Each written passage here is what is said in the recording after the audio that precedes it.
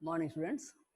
In the previous class, we stopped up to salient features of human genome project, and we have to start applications and future challenges of human genome project.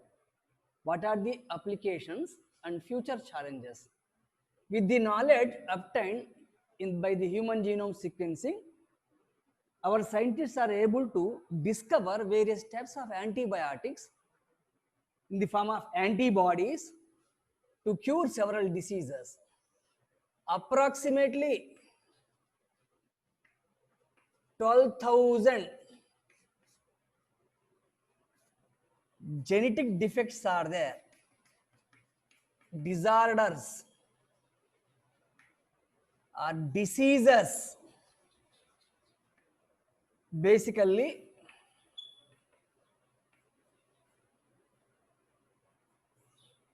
cardiovascular,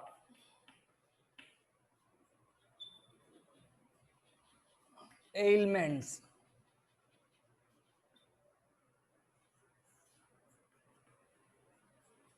endocrine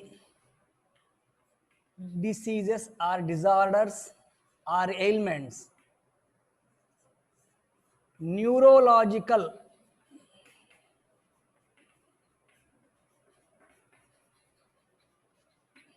for example, diabetes, cancer, Alzheimer's. So various disorders are there, and approximately all these disorders are associated with human genome, that is the genes which are present in the DNA. And if we are able to identify the genes, their location, and what is the reason for the disorder, we can correct the disordered gene. We can correct the sequence of the gene. We can alter the sequence of the gene, or we can completely erase the sequence of the gene with another, which can be replaced with a correct gene. So the gene which fails to show its activity is called defective gene. Because of the defective gene or faulty gene, a particular character may not appear, or it may appear bad. It will lead to a disease or disorder or symptom or syndrome. So by human genome sequencing, we are able to identify that location of the gene in the DNA, in which chromosome, where it is positioned. After that, it is possible to, in future,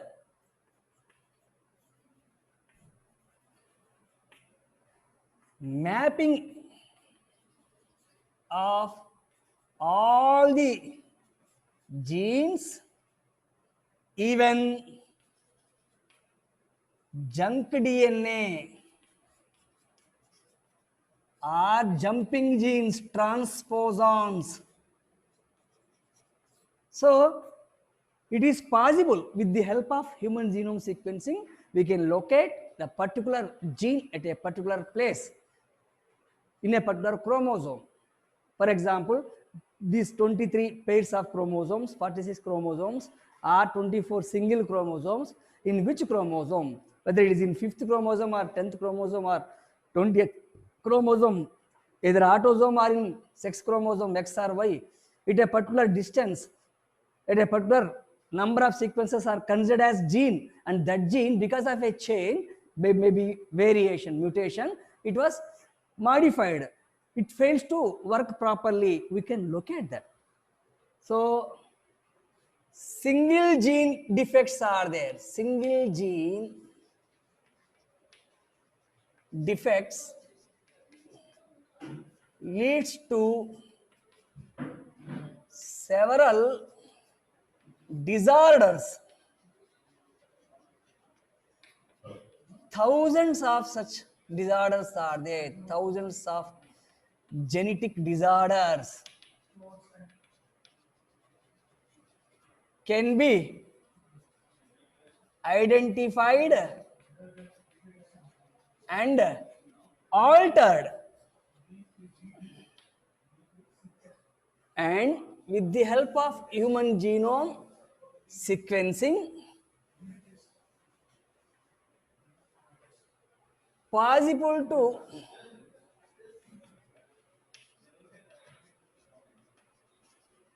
to understand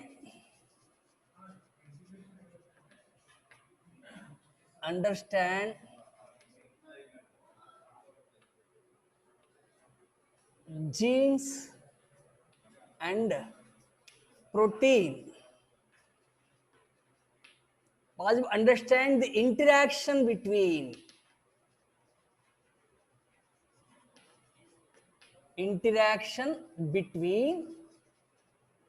genes and proteins. So we know that DNA sequences are nothing but genes which are responsible to produce a cistron.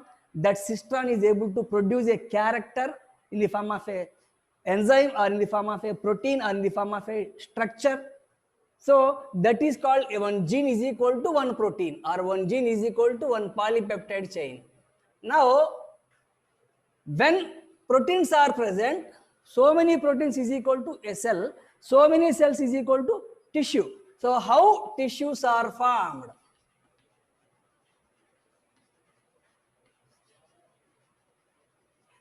Then so many tissues forms organ. How organs are formed? Whatever may be the disturbance in the formation of organs.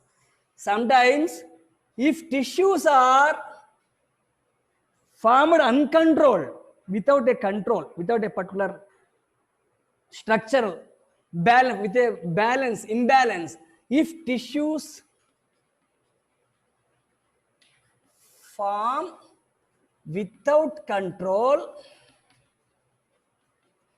this leads to tumor formation.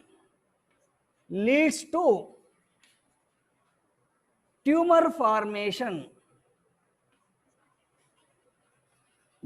tumors maybe leads to cancerous, malignant or benign tumors. So how genes are responsible for proteins, and how proteins are responsible to form cells, and how cells are responsible to form tissues, and which is correct tissue, which tissue is present in which organ system, which organ, and how organism is having so many organs.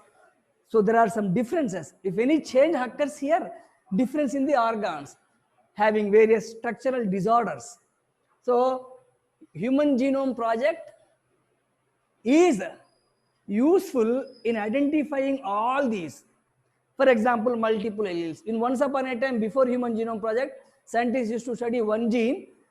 What is its character? How it is forming a structure? What phenotype? A genotype, phenotype.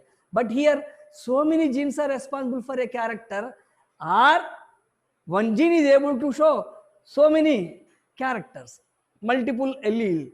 So this multiple allelic behavior of genes is identified by understanding the human genome sequencing. With the help of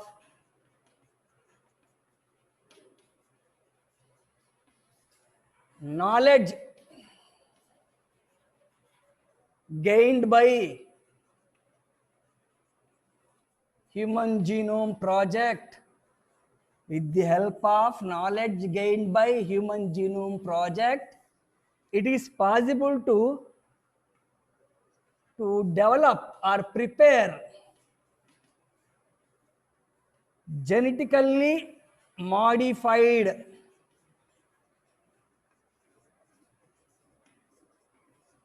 food or diet, genetically modified food or diet. What does it mean, genetically modified food or diet? For example, a boy is not growing properly. Even though he is growing, but his senses, his mind is not working properly. He is not willing to do actively like other boys. So same group of boys are having active genes, and this boy is not having this.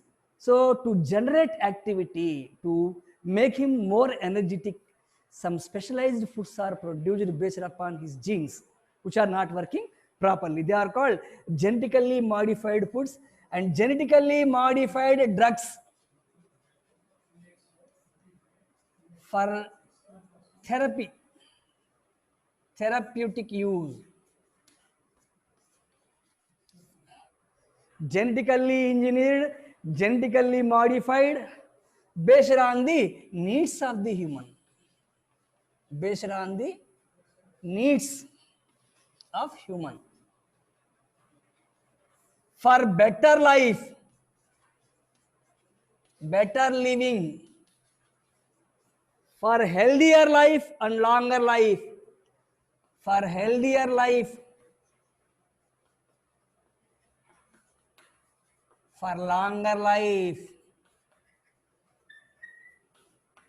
So the applications are, our future challenges are mapping the gene.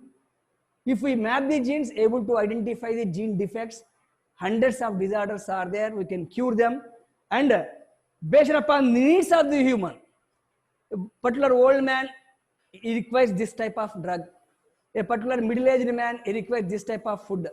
A particular boy, child, infant requires a particular drug.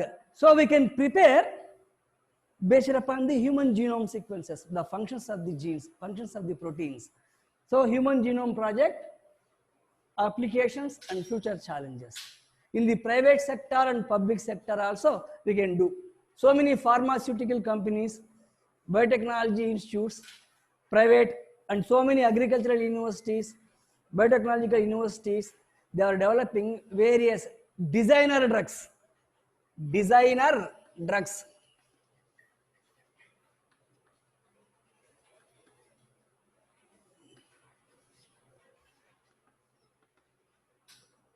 Giving more energy to the human. Now, designer drugs are nothing but modified, genetically modified.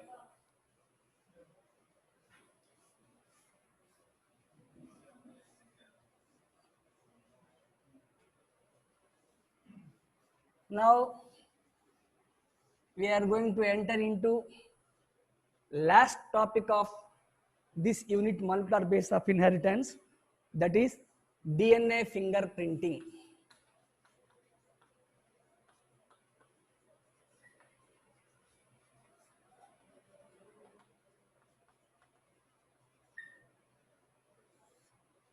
It is also called DNA profiling.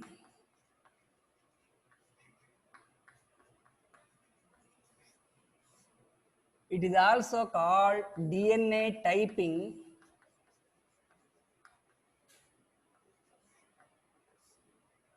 or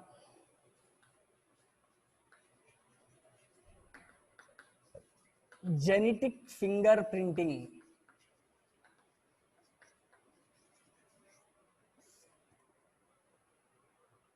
So, fingerprinting, generally the term indicates that to identify a person. What is the identity? How to identify a person?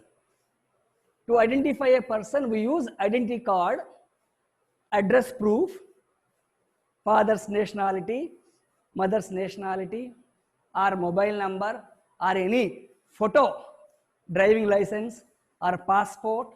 All these are called, a particular identity of a particular person is recognized by these documents, statements which are mentioned now. But here, fingerprinting in olden days, which was there since centuries, it means study of lines in the form of marks, scars, in the form of moles, or how the lines are found in the palm, how the lines are found on the finger. What is the shape of this line, how much length of the line, where it starts, where it ends, to identify the printing ridges on the toes, on the forehead, in between the eyebrows, whatever lines are there. To, by studying these lines, people used to give palmistry, they used to give what we call horoscope of the, it is the identity of a particular person is based on the fingerprints present on the palm especially. So here this is called dermatoglyphics. Dermatoglyphics is the science Study of fingerprints on the palm or toe,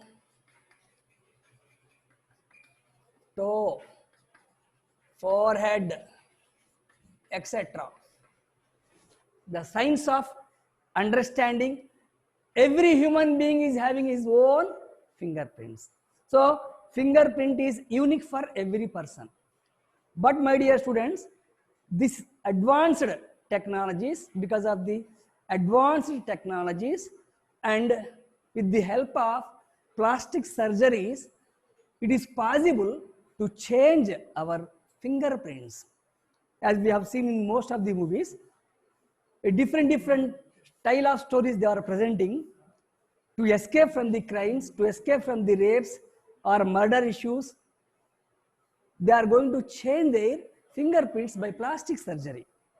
So accurately to identify a person, dermatoglyphics is not supporting. It is not sufficient. Why? If any fingerprint is there, I can go for surgery and we change it after committing a mistake, after a murder plan, after a conspiracy. So here genetic fingerprinting or DNA fingerprinting is the alternate and only technique with which accurately we can identify a person. Each and every person can be identified accurately based upon his fingerprints, that is made up of DNA. So if the DNA of the human beings is taken out and like a photograph, like a scan, like a X-ray, if we take, that is the perfect and accurate fingerprint or identification tool or identity. The accurate identity is present only in the DNA. Why? Because every two individuals, same DNA is not present. And in the previous topic, in the Human Genome Project, as the salient features, we have studied that every human being in this world, 99.9% same sequences. All human beings, same genetic sequence. Only the difference is 0.1% is the only difference. So if you take every two human beings, any two human beings, they are having same human, having same arms, same skin, height, size, variations, but compulsorily nose, eyes, ears, throat, lips, mouth, head, hairs, all are same, 99.9%, 0.1% is the only difference. This 0.1% is accounts for,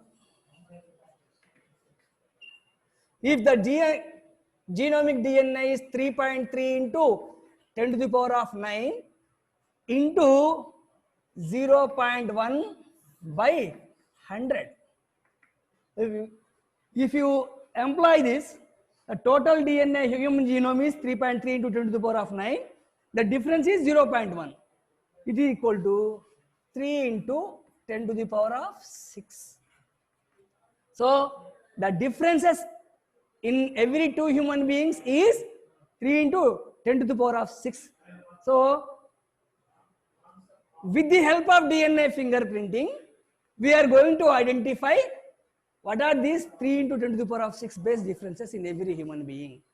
And that process of DNA fingerprinting was first identified, studied, and developed first, discovered, developed by Alec Jeffrey in 1984. So DNA fingerprinting is a technique of identification of DNA sequences in some areas of DNA, a technique of identification of DNA sequences, not in the total DNA, in some areas of the DNA. These areas are called having repetitive sequences.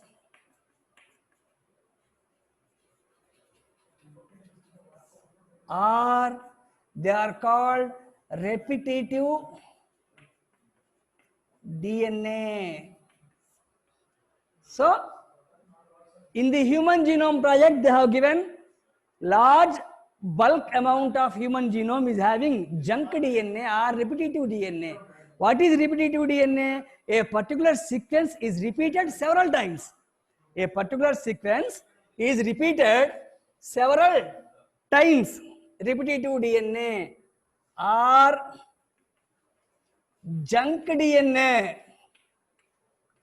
or variable number of tandem repeats.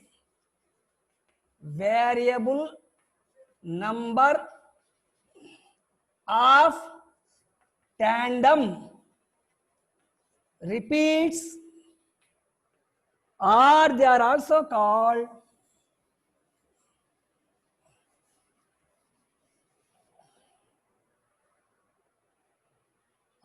satellite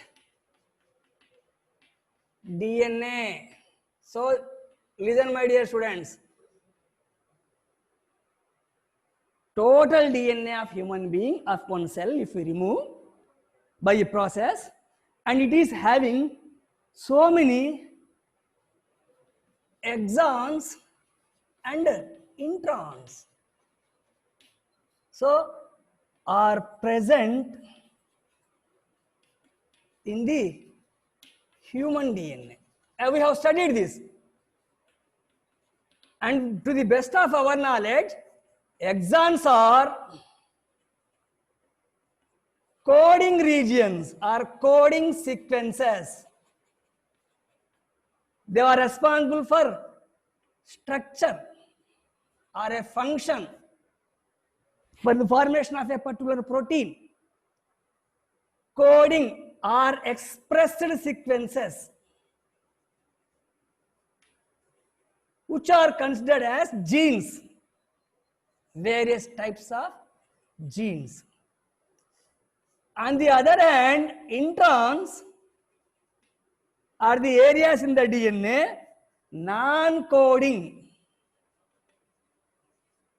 regions. They are not found as genes, not for protein. They does not code for any protein, but they were present. Why? Due to changes, variations by mutations. When mutation occurs, they will change genes also.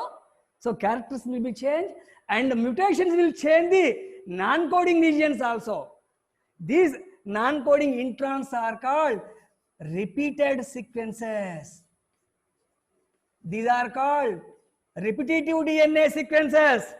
They were having different sequences of different lengths.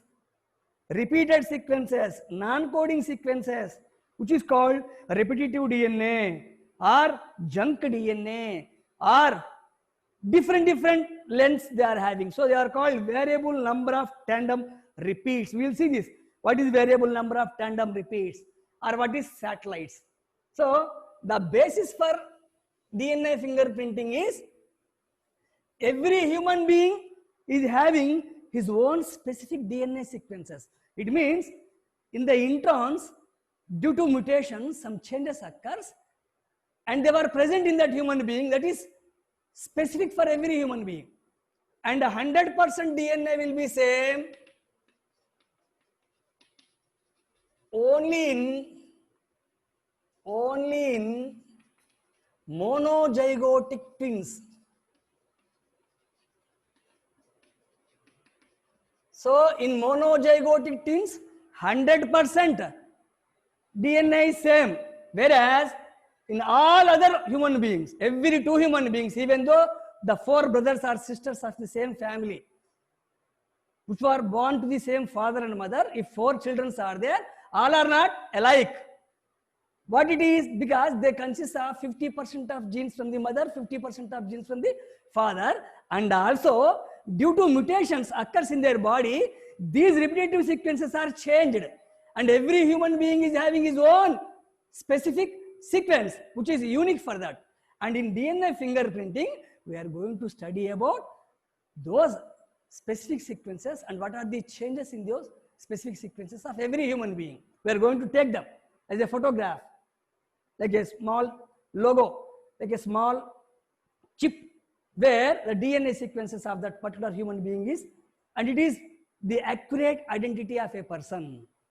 We can change with plastic surgery our body parts, shape, structure, but we cannot change our DNA sequence, which is present in every cell.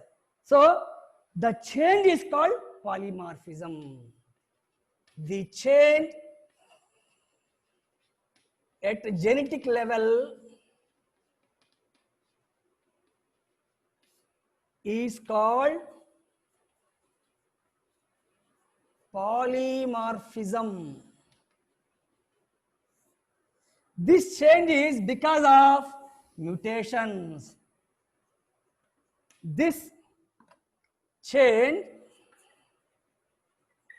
is because of mutations, and these are specific for every human. Every individual is having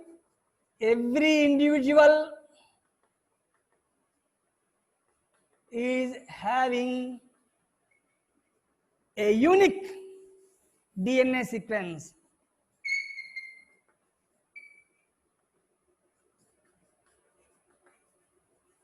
So this unique DNA sequence is the identity of that particular person.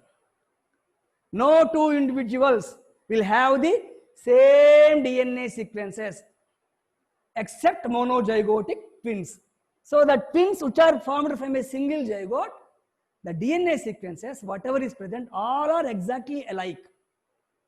Even four brothers or sisters, they are formed from the same father and mother. They may be 99.9% same, but some change is there, difference is there. This difference is because of mutation, which leads to polymorphism, and they were accumulate in these organisms from one generation to another generation. For example, my body, I came from my father and mother. I had my characters of my mother and my father, 50-50%. Along with that, I had my unique characters of my DNA own. Again, I am having children. They may be having my characters and their unique characters. Why? Because mutations leads to changes in the DNA sequences, and they will be immediately not passing to their generation because they were not coding sequences. They were non-coding sequences. Even though they were not useful as proteins, but they were responsible to form unique characterization of a particular organism.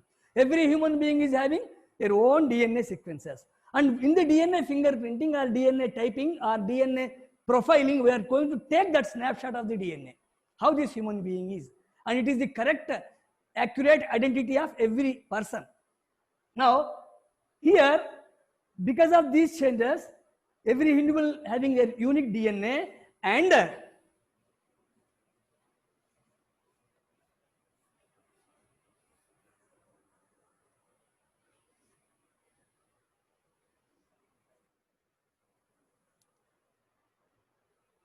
this DNA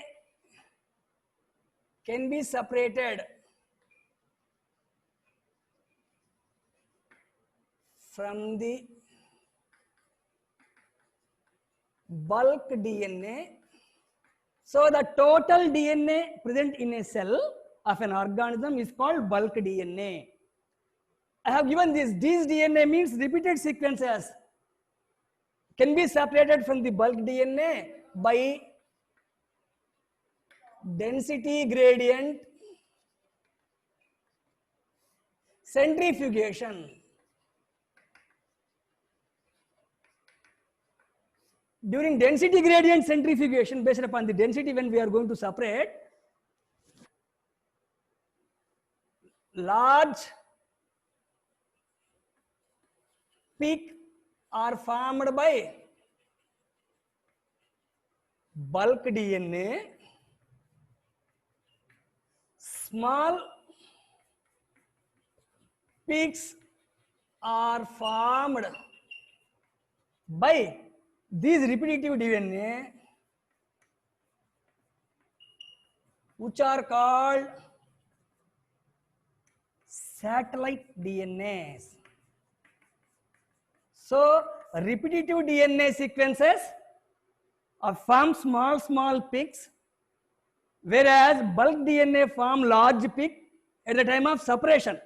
Based upon the density gradient centrifugation, when we take the total DNA of a cell and separate, large DNA is a large peak, and whereas these repetitive sequences, different small peaks are formed. These repetitive sequences are called satellite DNA.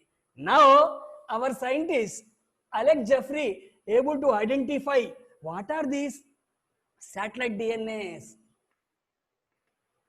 Satellite DNA or repetitive DNA or junk DNA or repeated sequences are again classified into two groups: mini satellites. Let us see them clearly. What is this satellite? Is nothing but repetitive DNA. Where they are present? They are present in the total DNA, in many places, many areas. Microsatellites.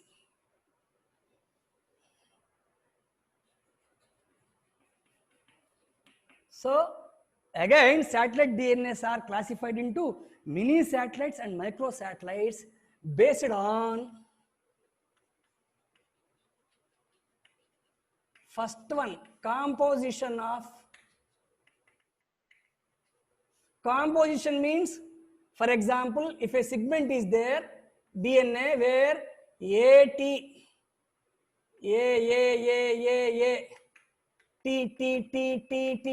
AT rich.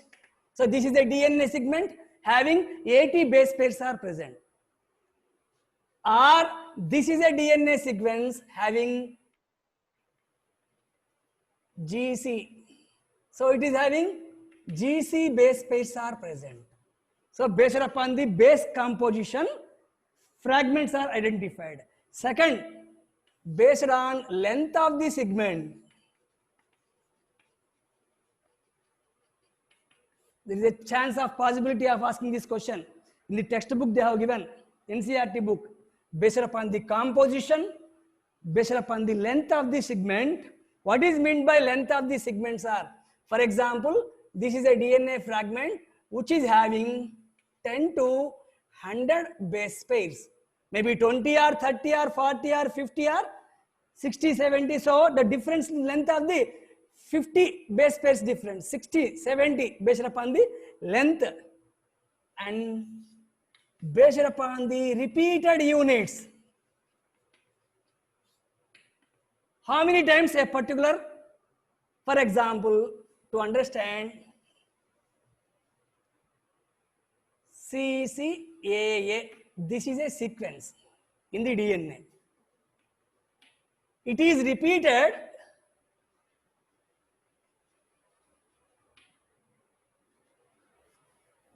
for 50 times in one locus. It means these are the chromosomes, locus, alleles. Capital T are at the same locus, capital T, small t. It is called allele. So at a particular locus, the difference, this is homozygous tall, heterozygous tall. We will study all these things in genetics again. So a particular sequence is repeated for 50 times in one locus, or it may be repeated for 100 times on another locus. So in the same chromosome, another locus is there, it is maybe 100 times repeated. This is called repetitive sequences. This is repeated for 50 times or 100 times. In another organism, it may be 10 times or 20 times or 1000 times. It means this is the basis for DNA fingerprinting. It means in every human beings, accurately, exactly same type of repeated sequences are not present, except monozygotic twins. In monozygotic twins, there is a possibility of 100% accurate, every sequence will be same. Whereas every two human beings, definitely they will show differences in these repeated sequences. How they were repeated? They may be 50 to 100 times, or in some other 20 to 30 times, some other 10 times, some other 1000.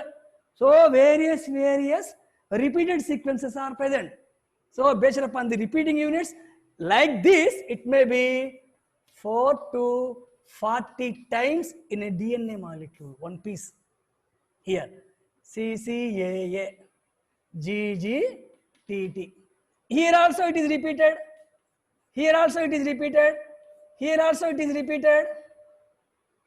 And at every repeats, it may be 50 or 20 or 30 or 10. So, for example, if you take my genome, my DNA sequences, do the procedure of DNA fingerprint, and you can identify in my particular chromosome 1, these are the sequences which are repeated. In my particular chromosome number 2, number 3, number 4, number 5, or number 10, number 15, these are specific sequences which are repeated, and that is unique to me. Same type of sequences, same type of repetitions may not found anywhere else. And it is my unique property, my DNA profile. It is my DNA typed form. It is the photograph of my DNA with which I can be identified accurately. Even if I go for any unwanted activity, bad activity, if I commit any murder or any rape or something else, and I want to escape from that, if they are going to watch my fingerprints, I will change my fingerprints by surgery. I will change my body parts, everything, but I cannot change my DNA. So, perfect, accurate, correct identity of a person is, identification of a person is based upon the sequences present in the DNA. And those sequences which are called satellite DNA molecules, even though they were not coding for any protein, but they were useful tools to identify, because these satellite DNAs are present in an organism. It is present in every cell, from the hair to the last cell of the nails. In total body, same sequences will be there. So if we want to identify DNA fingerprinting, we can take any cell from the hair, follicles, or skin, or blood, or semen, or saliva, or from the sperm, or from the bones, any saliva is attached to the cigarette butts, or any spitted. So all this has cells, and that cell has DNA, and that DNA will be same in that organism, and every two organisms are not having same DNA. This is what DNA fingerprinting is, the accurate method to identify the human beings. So satellite DNA is nothing but present in the DNA. The total DNA is called bulk DNA.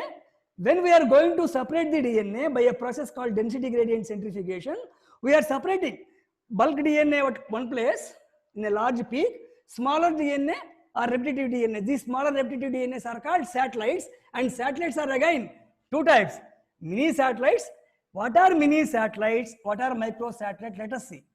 Mini satellite is also called variable number of tandem repeats.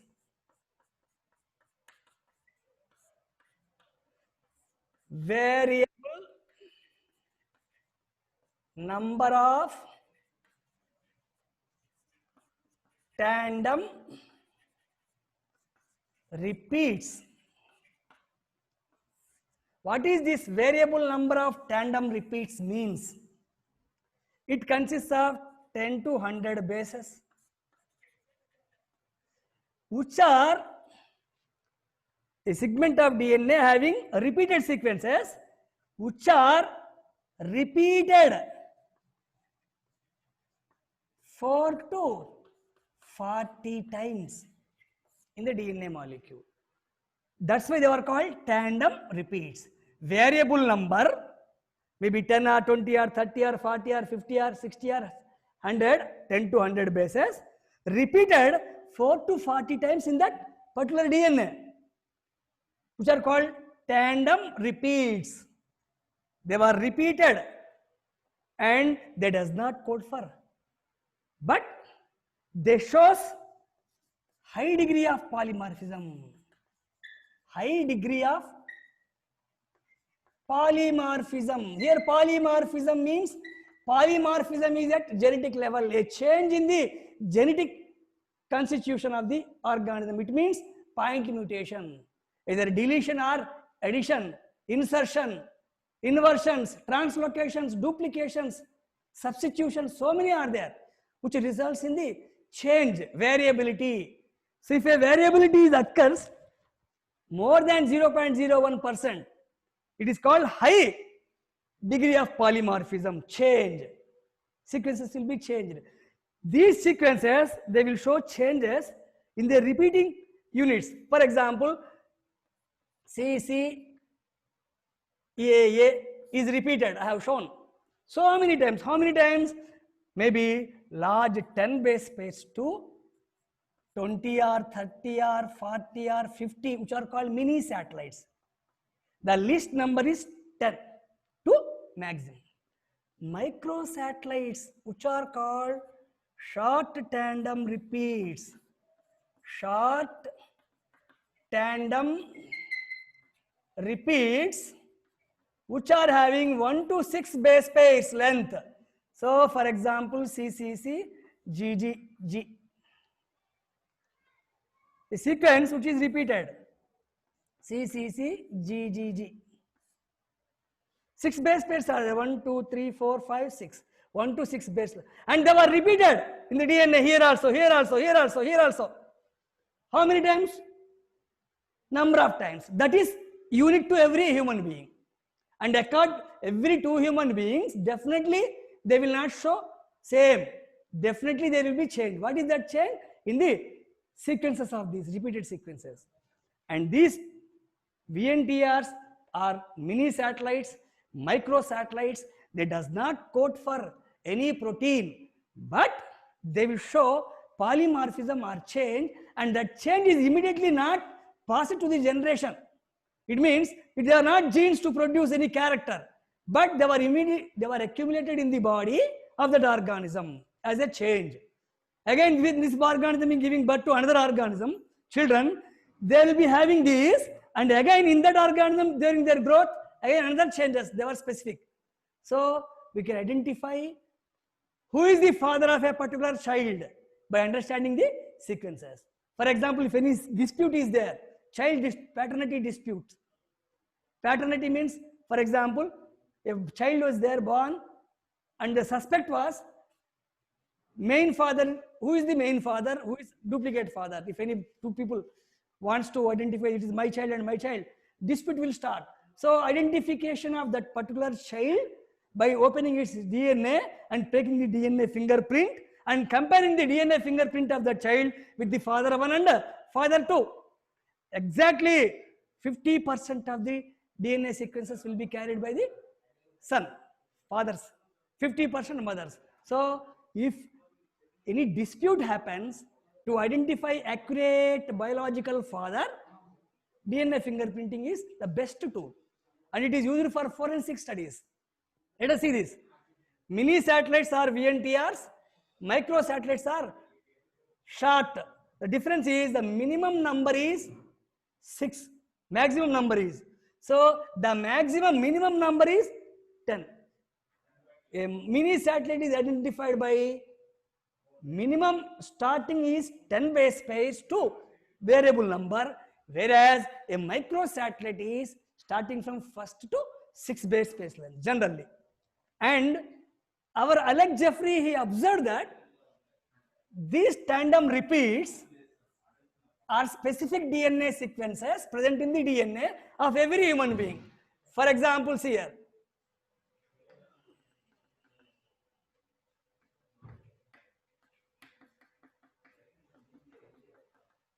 this is DNA sequence. Here, a particular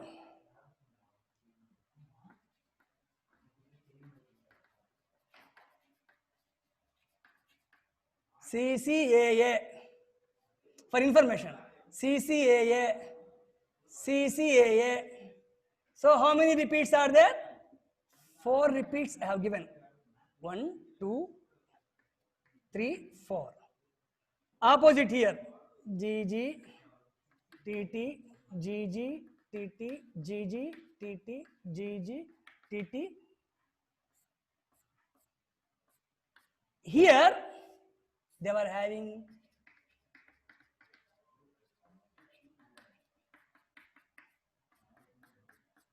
these are called restriction sites.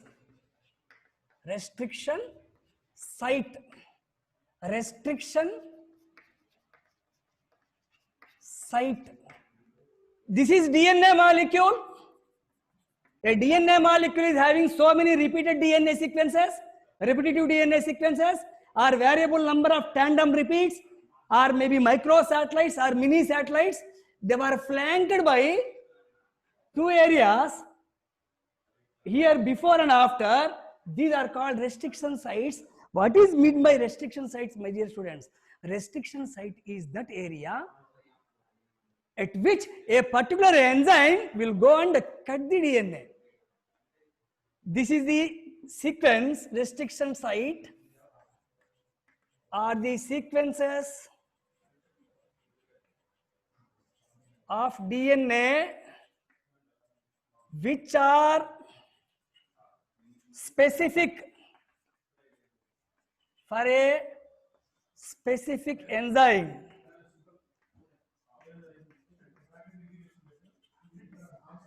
What is this enzyme is? Restriction endonuclease. Restriction endonuclease means the enzyme which is going to identify the DNA sequences, only these specific, and it will cut this DNA. It will cut the DNA at a particular place. Here. So what happens? Hydrogen bonds will break. Same sequence is here. When we apply the enzyme will go here. Again it will cut here. Here, hydrogen bonds will. So this is a piece of DNA. It is having 4 tandem repeats. Or in the same DNA, somewhere here, maybe 10 repeats. Somewhere here, 20, 30. So various particular sequences are repeated for several times are called repetitive DNA. They are called variable number of tandem repeats. And they were specific for every human being. And in DNA fingerprinting, we are going to identify only those regions by a process which was first studied by Alex Jeffrey. So these are restriction sites. So this is called repetitive DNA. Repetitive DNA or satellite DNA, or depends upon the number, variable number of tandem repeats, or if it is very small, short tandem repeats. They are of no use. They are not useful at all for coding sequences to produce a protein. But they were important because they show changes which are accumulated in the DNA. For example, my body. Now I am 20 years of age, 30 years of age, 40 years of age, 50 years of age. During my growth, due to mutations or due to to the chemical substances which will take, my DNA will show changes. That may not be immediately. They are not responsible to change the characters of my. If they occur in the genes, they will show changes in the genes. If they are occur in the repetitive sequences, they will accumulate from generation to generation, and they were the basis for DNA fingerprinting. They shows polymorphism, and this polymorphism is the basis for DNA fingerprinting. Now, our scientist Alex Jeffrey, he studied all this. He observed the DNA, how to isolate the DNA. After that, he made the DNA into fragments. Of variable fragments are appear, and he separated the fragments by a technique, and he made the double-stranded DNA into single-stranded DNA. Then he made a southern blotting technique. So various techniques are there: separation, gel electrophoresis, southern blot, X-ray film. Finally, he used one specifically prepared DNA probe. DNA probe is nothing but a variable number of tandem repeats, which is prepared in the laboratory with various combination of sequences. Various combination of sequences are prepared here. It's a single stranded DNA. So with the help of DNA probe, our Alex Jeffrey, he started already he prepared a DNA probe of variable number of tandem repeats, and he identified some crime was happened there, or some rape was happened there, some murder was planned there. 4 members are the suspectable persons. We have to identify who is the accurate murderer or who is the rapist, accurately to identify, to isolate. The procedure of DNA fingerprinting. So this is all basis for the DNA fingerprinting. What is the basis for the DNA fingerprinting? Polymorphism or changes. What is a change? A change is nothing but at genetic level. Any base sequence is added or inserted or removed or deleted, which are called mutations. So mutations are responsible for variations. Variations are responsible for evolution process, speciation, and in forensic studies, DNA fingerprinting is useful. Let us see. We'll see in the next class stepwise process of DNA fingerprinting. Stepwise process of DNA fingerprinting. With this, we will complete molecular base of inheritance, molecular biology. All the best.